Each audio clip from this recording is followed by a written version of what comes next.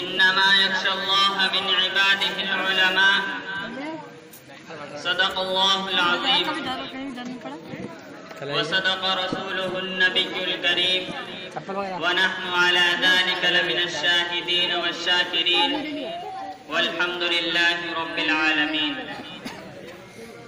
ہمیں دنیا سے کیا مطلب مدرسہ ہے وطن اپنا، ہمیں دنیا سے کیا مطلب مدرسہ ہے وطن اپنا، مریں گے ہم کتابوں پر ورق ہوگا کفن اپنا۔ محترم حضرات، آج کی اس محفل میں اور آج کے اس مبارک اجلاس میں میری تقریر کا عنوان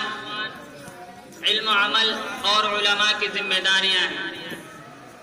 بارگاہ رسالت میں دعا کیجیے کہ خالق کائنات مجھے صحیح بات کہنے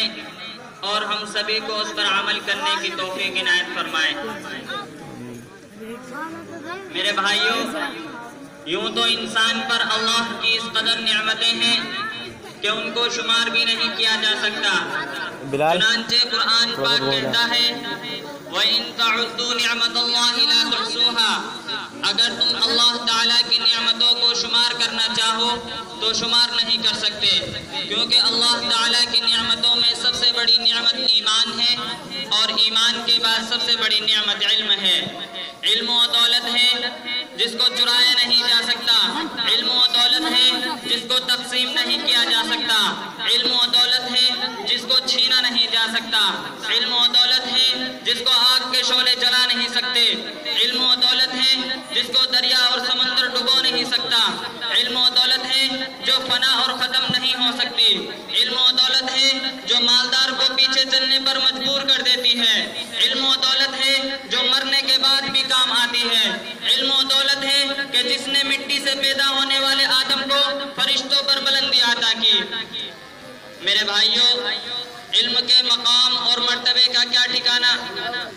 حدیث میں آتا ہے کہ علماء انبیاء کے وارث ہیں،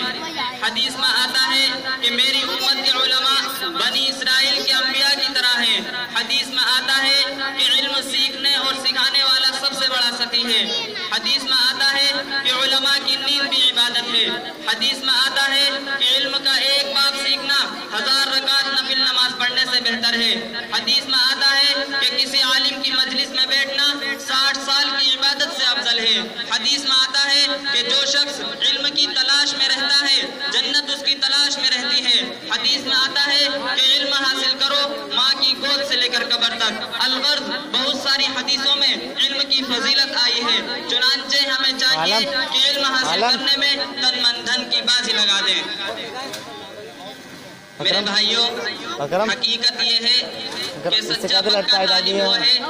جو مدرسے کو اپنا وطن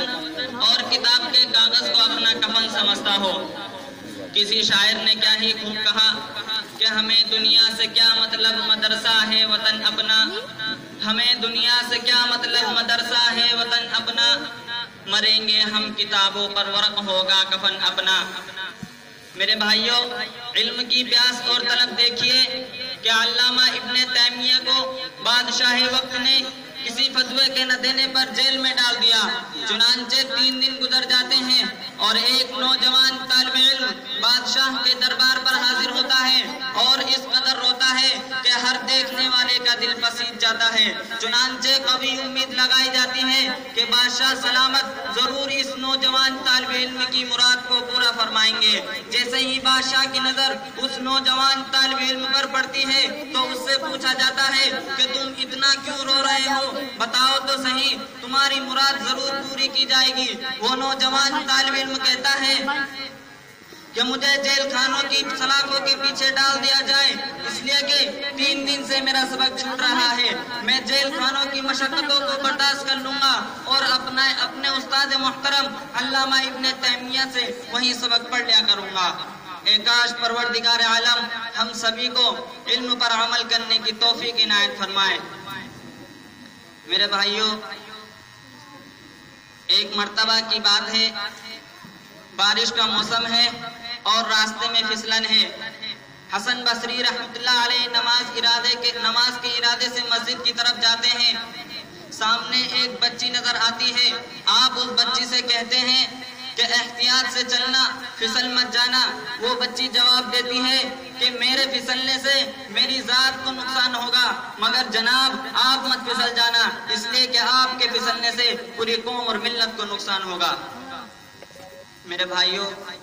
حقیقت یہ ہے کہ عوام الناس کی کوتاہی دین پر دھبا نہیں بنتی، جبکہ علماء کی کوتاہی دین پر دھبا بن جاتی ہے۔ چنانچہ عوام الناس سے زیادہ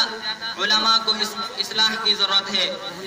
اے کاش پروردگار عالم ہم سبھی کو علم پر عمل کرنے کی توفیق عنایت فرمائے۔ وآخر دعوانا الحمدللہ رب العالمین۔